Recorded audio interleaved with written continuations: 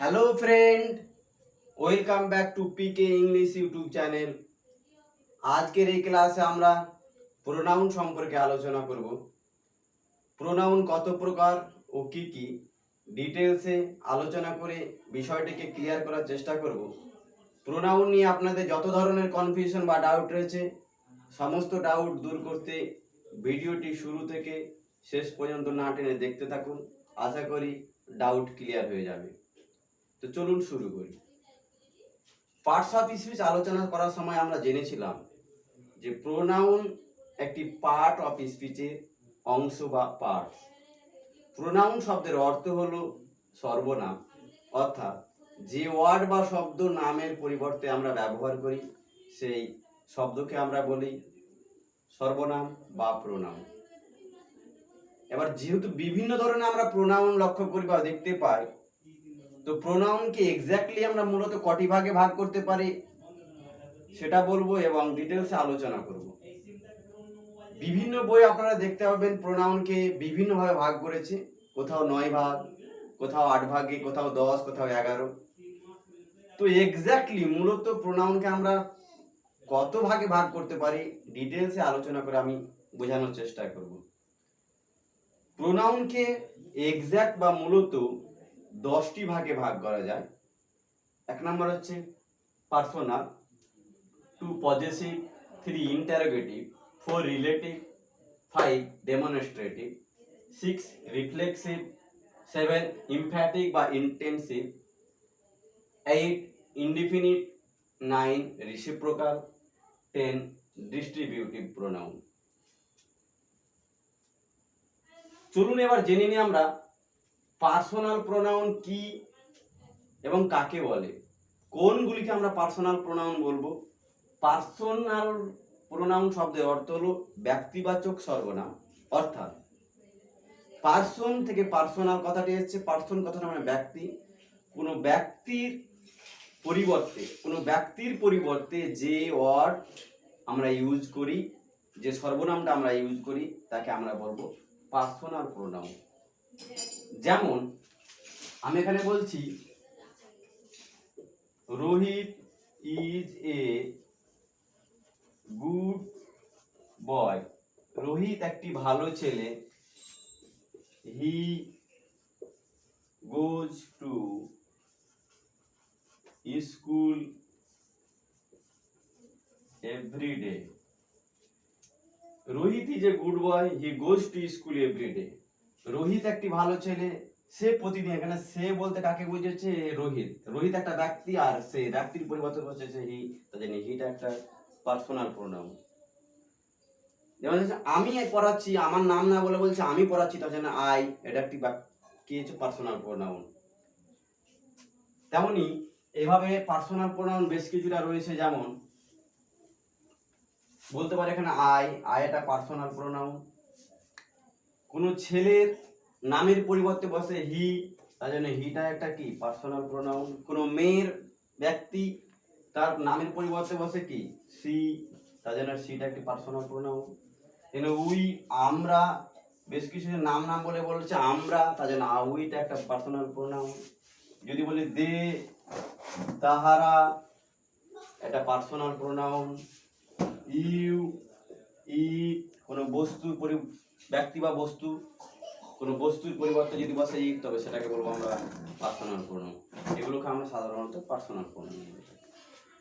তারপরে চলে যাবো আমরা পজেসিভ প্রোনাউন। পজেসিভ প্রোনাউন কথাটার অর্থ হলো অধিকারমূলক। অধিকারমূলক কথাটা মানে কি? অধিকারে থেকেছে।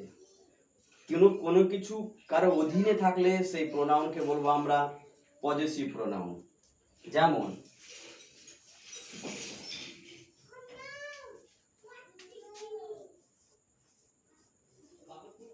This is my pen. এটি আমার কলম। মাই আমার অধীনে রয়েছে, তাই জন্য কি হয়েছে? এটাকে মাইটাকে বলছে আমার অধীনে, অধিকারে থাকা, তো মাইটা একটা possessive pronoun. 2, this house is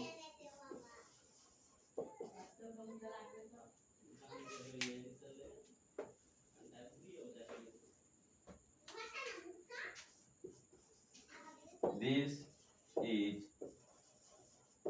their house, এটি তাদের বাড়ি।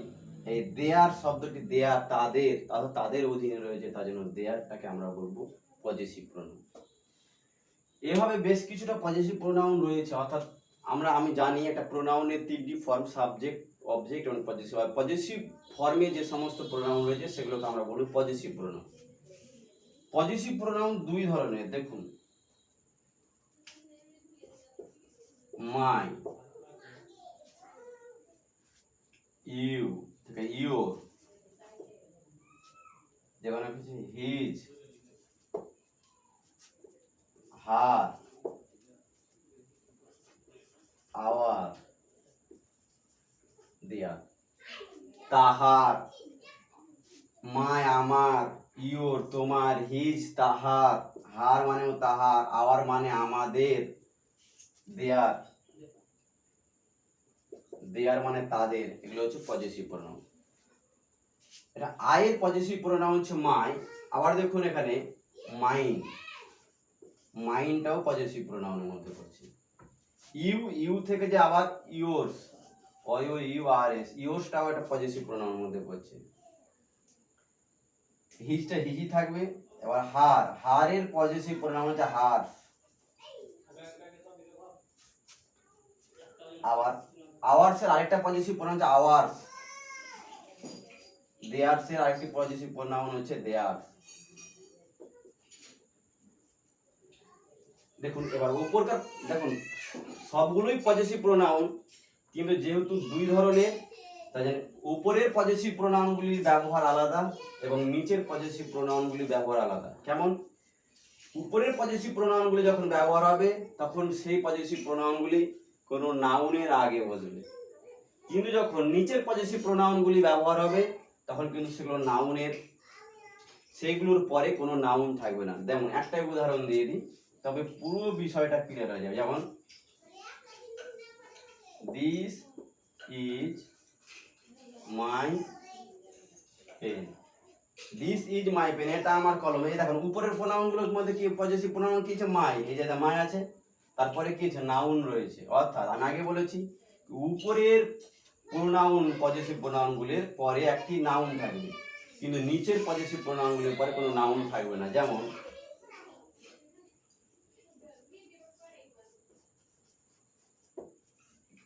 দিস পেন ইজ মাইন, এই কলমটি আমার, অর্থাৎ এটিও আমারই, কিন্তু এরপরে কোনো নাউন নেই, আর এই পজেসিভ প্রোনাউনের পরে নাউন আছে। অর্থাৎ দুই ধরনের পজেসিভ প্রোনাউন রয়েছে।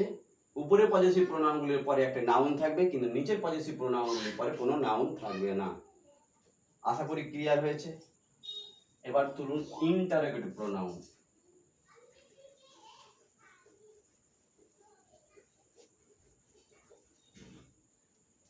তারপরে চলে যাবো আমরা ইন্টারোগেটিভ। ইন্টারোগেটিভ কথাটির অর্থ হলো প্রশ্নসূচক প্রোনাউন, অর্থাৎ যে সমস্ত প্রোনাউনকে প্রশ্ন করে একটা উত্তর পাওয়া যাবে, প্রোনাউন ইউজ করব, সেগুলোকে বলবো আমরা প্রশ্নসূচক প্রোনাউন। যেমন হু, হুম, হট, হুইচ, এগুলো হচ্ছে ইন্টারোগেটিভ প্রোনাউন। যেমন হু আর ইউ, তুমি কে। দেখুন ইন্টারোগেটিভ প্রোনাউন যে প্রোনাউনগুলো আছে সেগুলো যদি প্রশ্ন করি তখন একটা কি হবে? নাউন পাবে। ওই নাউন যদি বলি হু আর ইউ, তুমি কে, আমি আই এম তাসিকুল, এই তাসিকুলের নাম জায়গায় যেতে বলছে হু, তার জন্য হুটা একটা পজেসিভ প্রোনাউন। তা হচ্ছে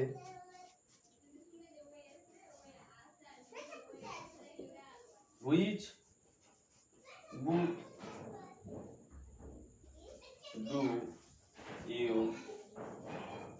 ওয়ান্ট, তুমি কোন বইটি চাও? হুইচ, কোন বইটি? তাহলে ইংলিশ বুক, তাই ইংলিশটাকে একটা নাউন, অর্থাৎ এই নামের পরিবর্তে বসেছে, তার জন্য এটা হুইচটা একটা পজেসিভ প্রোনাউন।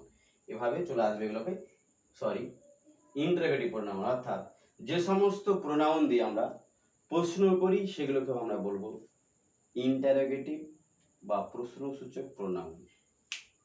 তারপরে যাবে relative pronoun.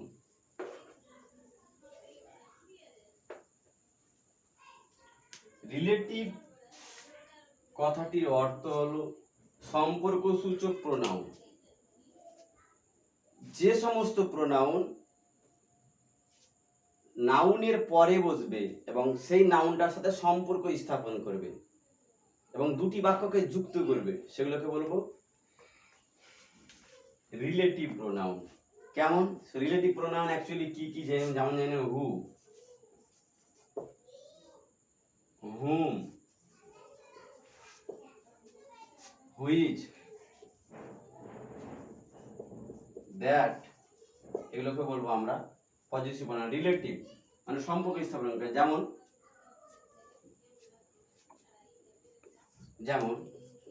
I know the man, হু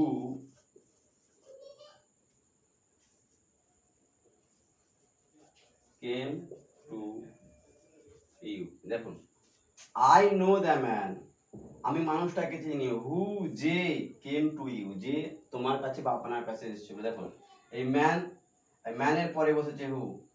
আচ্ছা, এই প্রোনাউনগুলি রিলেটিভ প্রোনাউনগুলি নাউনের পরে বসবে এবং সেই নাউনটাকে নির্দেশ করবে। আই নো দ্য ম্যান, মানুষটাকে চিনি, যে তোমার কাছে এসেছিল, আপনার কাছে। এই ম্যানকে হুয়ে যারা কাকে বোঝাচ্ছে? ম্যানকে বোঝাচ্ছে। তার জন্য ম্যানটা হচ্ছে একটা, হুটা একটা রিলেটিভ প্রোনাউন। তারপরে দেখি this is the book which you gave me. দেখুন, দিস ইজ দ্য বুক, এটা হচ্ছে বই। হুইচ যেটা, ইউ গেভ মি যেটা আমাকে দিয়েছিল তুমি। যেটা হুইচ বলতে কোনটা? এই বুকটাকে প্রমাণ করছে।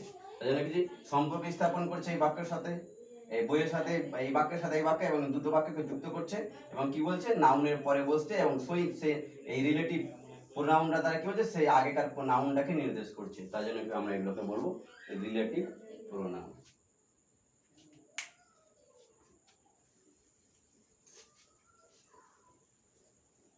তারপরে চলে আসছে ডেমনস্ট্রেটিভ প্রোনাউন। ডেমনস্ট্রেটিভ কথাটির অর্থ হলো নির্দেশক সূচক প্রোনাউন বা সর্বনাম। অর্থাৎ যে প্রোনাউন দ্বারা কোনো কিছুকে নির্দেশ করবে সেই প্রোনাউনটাকে বলবো আমরা নির্দেশক সূচক প্রোনাউন। যেমন নির্দেশক সূচক প্রোনাউন কি কি? যেমন দিস, দ্যাট, দিজ, দোজ, এগুলো হচ্ছে ডেমনস্ট্রেটিভ প্রোনাউন বা নির্দেশক সূচক প্রোনাউন। কেমন? যেমন দিস ইজ এ পেন, এটি একটি কলম, এটাকে নির্দেশ করছে কি? এটি একটি কলম, কোনো কিছু নির্দেশ করছে। যদি বলি দ্যাট ইজ এ টাইগার, ওটি একটি বাঘ, তার মানে ওটিকে নির্দেশ করছে ওটি একটি বাঘ। বা দ্যাট ইজ এ লাইট, ওটি একটি লাইট। বা that is a mobile phone, ওটি একটি মোবাইল ফোন। তো দিস আর দ্যাট কখন ইউজ হয়? কোনো কাছের জিনিসকে বোঝাতে দিস ইউজ হয় এবং দূরের জিনিসকে, একটি জিনিসকে বোঝাতে দ্যাট ইউজ হয়। তার মানে দিস, দিস মানে এগুলি। দিজ আর রটেন ম্যাঙ্গোস বা দিজ আর ম্যাঙ্গোস, এগুলি আম। বলছে দোজ আর অ্যাপেলস, ওগুলো কি? দিজ বলতে কাছের জিনিসকে একের বেশি বোঝায় দিজ এবং দূরের জিনিসকে একের বেশি বোঝায় দোজ। দিজ আর ম্যাঙ্গোস মানে এগুলি হচ্ছে আম। যদি বলে দোজ আর ম্যাঙ্গোজ, ওইগুলি আম, এইগুলি আর ওগুলি। আশা করি ক্লিয়ার হয়েছে। তারপরে চলে যায় আমার রিফ্লেক্সিভ প্রোনাউন। রিফ্লেক্সিভ প্রোনাউন কথাটা মানে হচ্ছে আত্মবাচক প্রোনাউন। রিফ্লেক্সিভ প্রোনাউনগুলি কি কি বা রিফ্লেক্সিভ প্রোনাউন কেমন ভাবে ইউজ হবে? রিফ্লেক্সিভ কথাটা আত্মবাচক, নিজেকে কিছু করছে। যেমন আমি নিজেই মেরে ফেললাম নিজেকে, সে নিজেকেই মেরে ফেললো, সে নিজেকে আঘাত করলো, এগুলো হচ্ছে রিফ্লেক্সিভ প্রোনাউন, যেমন মাই সেলফ,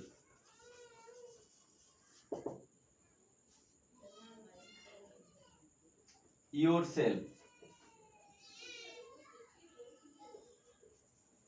ইয়োর সেলফ হবে অথবা সেলফ হবে, সিঙ্গুলার হচ্ছে সেলফ আর প্লুরাল হচ্ছে সেলফ। ইয়োর সেলফ অথবা আমি এটা বলতে পারি ইয়োর সেলফ।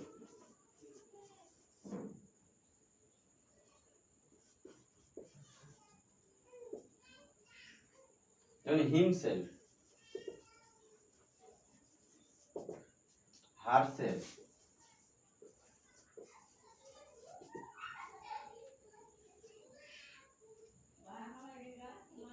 তারপরে দেয়ার সেলফ।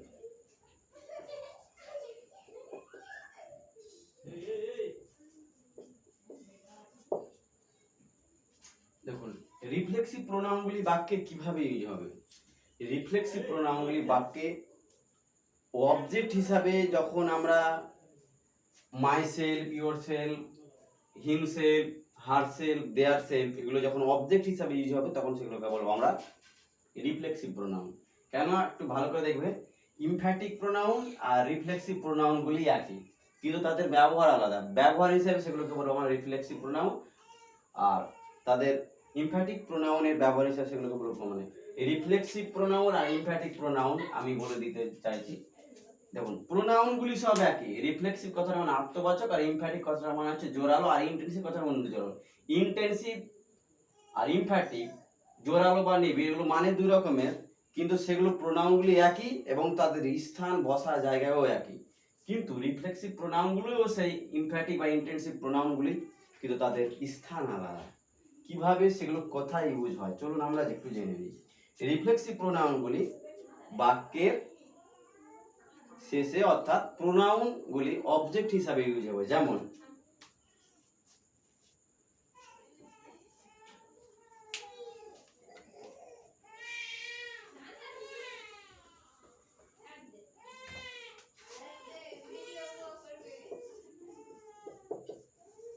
he killed himself, সে নিজেকে হত্যা করেছিল। দেখুন, বা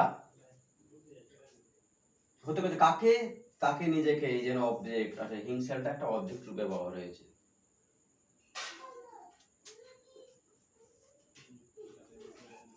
you will hurt yourself, তুমি নিজেকেই আঘাত করবে। হার্ট আঘাত করবে কাকে, ইউর সেলফ, তুমি নিজেকে, তার মানে যে অবজেক্ট হিসেবে বসেছে তার জন্য এগুলোকে বলবো রিফ্লেক্সিভ প্রোনাউন। তো বুঝতে পারলাম রিফ্লেক্সিভ প্রোনাউনগুলি কোথায় বসবে, অবজেক্ট হিসাবে বসবে, আর ইমফ্যাটিক প্রোনাউনগুলি কোথায় বসবে, সাবজেক্টের পরেই বসবে। কিন্তু একই, রিফ্লেক্সিভ এবং বারে বারে বলছি রিফ্লেক্সিভ এবং ইমফ্যাটিক প্রোনাউন একই, কিন্তু তাদের জায়গা হিসাবে সেগুলিকে আমরা বুঝতে পারবো কোনটা ইমফ্যাটিক এবং কোনটা রিফ্লেক্সিভ। এবার চলুন আমরা জেনে নিই ইমফ্যাটিক প্রোনাউনগুলি কোথায় বসে বা ইন্টেন্সিভ। ইন্টেন্সিভ এবং ইমফ্যাটিক প্রোনাউনগুলি বাক্যে সাবজেক্টের পরে আমরা ইউজ করতে লক্ষ্য করতে পারি। যেমন ইমফ্যাটিক কথাটা জোর দেওয়া, জোরালো, অর্থাৎ কোনো কিছু জোর দিয়ে কিছু করবে, যেমন আমি নিজেই এই কাজটি করলাম বা সে নিজেই এই কাজটি করলো, he himself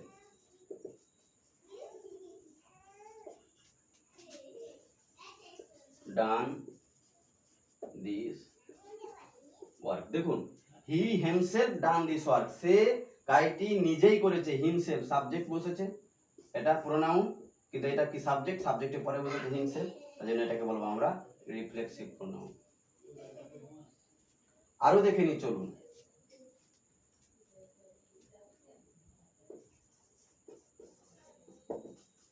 Rima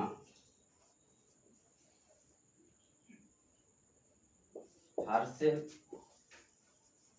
made tea, Rima herself made tea, Rima নিজেই চাটি করে, হারসেলফ এটা নাউন বা সাবজেক্ট, সাবজেক্টের উপরে বসেছে হারসেলফ, তাই জন্য হারসেলফ একটা কি বলবো ইমফ্যাটিক বা ইন্টেন্সিভ প্রোনাউন। আশা করছি রিফ্লেক্সিভ এবং ইমফ্যাটিক বা ইন্টেন্সিভ প্রোনাউন সম্পর্কে একটা ক্লিয়ার ধারণা রয়েছে। দেখুন বিভিন্ন বই বিভিন্ন রকমের দেখতে পান কি কখনো প্রোনাউন 9 প্রকার কি এই যে রিফ্লেক্সিভ, ইমফ্যাটিক এবং ইন্টেনসিভ প্রোনাউনকে একটা ধরে নিয়ে 9 প্রকার হয়ে যাচ্ছে। কোথাও দেখতে পাবেন কি রিফ্লেক্সিভ এবং ইমফ্যাটিক, রিফ্লেক্সিভ আলাদা ধরেছে এবং ইমফ্যাটিক এবং ইন্টেনসিভ একটা ধরেছে, তার জন্য 10টা। কিন্তু যদি আমরা রিফ্লেক্সিভ, ইমফ্যাটিক এবং ইন্টেনসিভের 3টে ধরি তবে সেগুলো 11টা। যেহেতু আমরা ইমফ্যাটিক এবং ইন্টেনসিভ প্রোনাউনগুলি একই এবং তাদের ব্যবহারও একই, তার জন্য সেগুলোকে আমরা এক জায়গায় ধরেছি, তার জন্য সেগুলো 10টা ভাগে ভাগ করেছি প্রোনাউন। তারপরে চলে যাব ইনডিফিনিট। ইনডিফিনিট কথাটা মানে হচ্ছে অনির্দিষ্ট।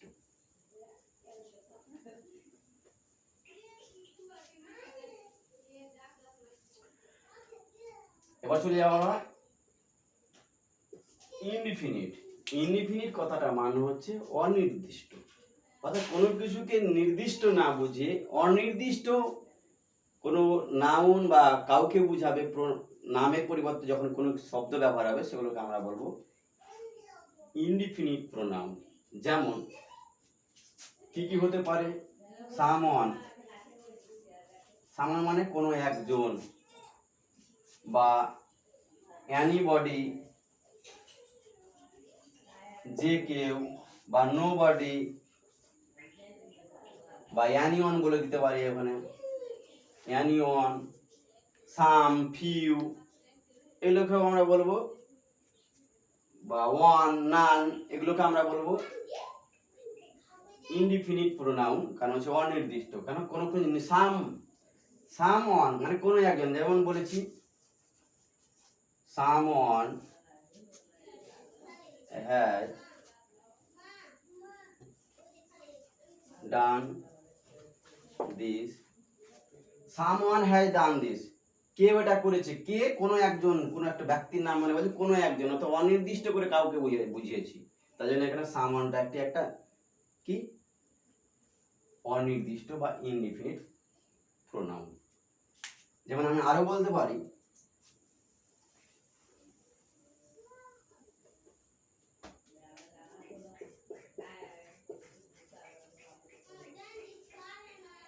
এভরিবডি নোজ হিম, সবাই তাকে চেনে। কি এভরিবডি, এভরি মানে সবাই, মানে কারণ কাউকে বলছি না, বেশ কিছু জন মানুষ রয়েছে কিন্তু তাদের নাম বলছি না, সব মানে এভরিবডি মানে প্রত্যেকজন, প্রত্যেকজনের নাম না বলে বলছি প্রত্যেকজন, অনির্দিষ্ট করে বলছি, তার জন্য এভরিবডিটা একটা কি ইনডিফিনিট বা অনির্দিষ্ট সর্বনাম। তারপরে চলে যাব আমরা রেসিপ্রোকাল। রেসিপ্রোকাল কথাটি মানে হলো পারস্পরিক। রেসিপ্রোকাল প্রোনাউন কথার মানে পারস্পরিক বা পরস্পর সর্বনাম। যখন কোনো কিছু একে অপরকে বুঝাবে, একে অপরকে ভালোবাসে, নিজে নিজেকে ভালো, মানে একে অপরে দুজন থাকলে দুজন একজন অন্যজনকে ভালোবাসবে, বা একজন অন্যজনকে ঘৃণা করবে। যেমন বলছি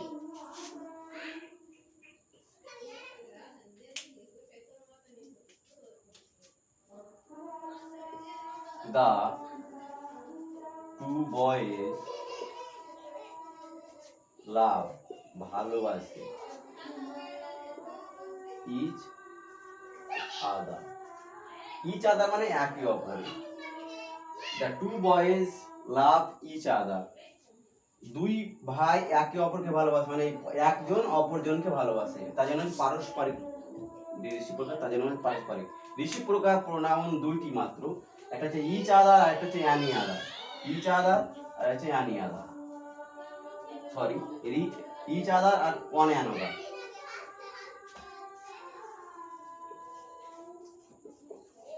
আদার ওয়ান অ্যানাদার এই প্রোনাউন। যেমন বলে the two girls hate one another, দুজন মেয়ে একে অপরকে ভালোবাসে, মানে হেট ঘৃণা করে।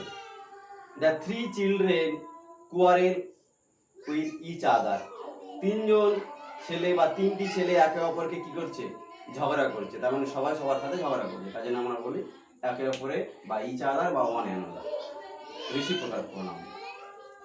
তারপরে আমরা চলে যাব ডিস্ট্রিবিউট প্রোনাউন। ডিস্ট্রিবিউট কথাটা মানে হচ্ছে বন্টনমূলক প্রোনাউন বা বিতরণকারী প্রোনাউন। কোনগুলোকে বলবো? ইচ, কাকে বলে তখন বলবো ডিস্ট্রিবিউট প্রোনাউন কাকে বলে, যে প্রোনাউনগুলো দ্বারা একটি বিভিন্ন জনকে বোঝাবে, একের বেশি জনকে বোঝাবে না, প্রত্যেকজন এক একজনকে বোঝাবে, কিন্তু তখন সেগুলোকে বলবো আমরা ডিস্ট্রিবিউট প্রোনাউন। যেমন is, EACH, is, either, neither, everyone, এগুলোকে আমরা বলবি ডিস্ট্রিবিউটিভ বা বন্টনমূলক সর্বনাম। যেমন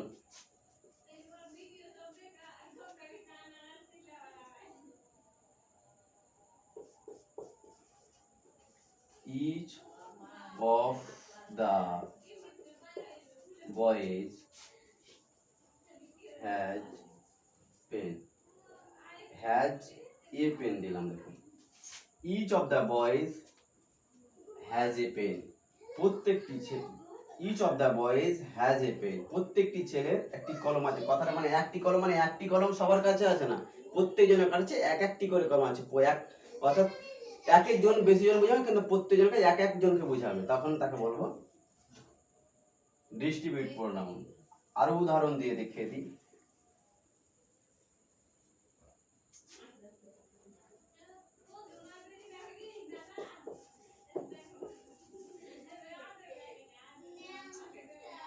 Neither of the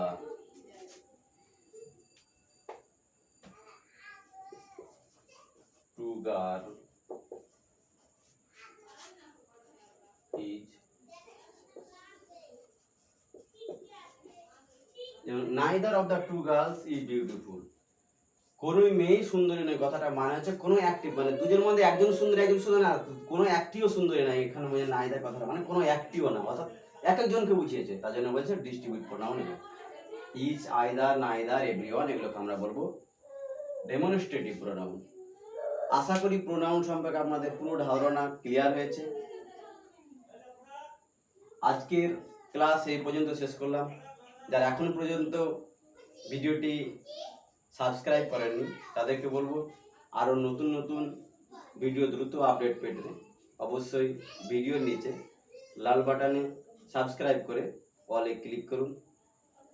এই পর্যন্ত আজকে শেষ করলাম, পরবর্তী ক্লাসে আবার দেখা হবে। ওকে, থ্যাঙ্কস।